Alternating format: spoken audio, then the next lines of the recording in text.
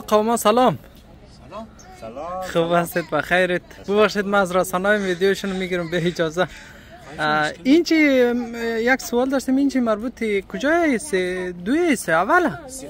سه این منطقه چیز نام داره؟ سرابادورکه. ای میگفتی این مربوط سه اوله، ما همینجا از یک نفر پرسید. نه اینجا. خب این چیز تیمورتون اونجا دیدم، این مکدونالد هم این شعبه داره؟ هرچی مکدونالد کافیش نمیگی؟ ما الان یوتیوبرم، همینجا آمدیم تو میکردم.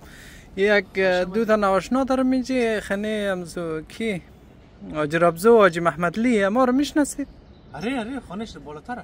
خب شما چرا خیرته؟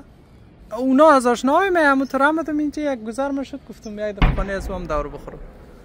خب باشه باز نشان میدیم، مشکلی. آره شما اینجا چی کردید؟ همونطور تفریح آمدید؟ این لاله هم از چی هم ده؟ از مالستا. این هم سنفی دانشگاه میره. خب فرصت شد اومدیم اینجا. شما از کجایید؟ ما از مالستاییم، ما از مالستاییم، رفیق میه اینجا زنگ زد بیا اومدیم اینجا. خوب واو ما و خوب واو در بسودنو این بند چیز مگه رفیق؟ طبیعت بسود. بند طبیعت بسود اون نشان بدید در بیننده های خود. خب دیدی چطور خوب واو هسته؟ آره اگرچه شکر امسال خیلی واو شده اینجا. واو گندم وارد باشه موشه دیگه، منطقه خوبه دیگه همینطور نه؟ آره خوبه، بد نیست. هوایش خوبه، آدم هم دوستا رفیقا رو میگیره. آره یخ او این چی شما چیز پشتید؟ ای بسود دی؟ یخ دی.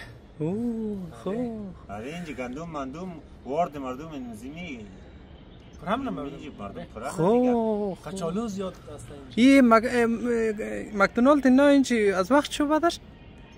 این فکر کنم 7 سال 8 سال میشه.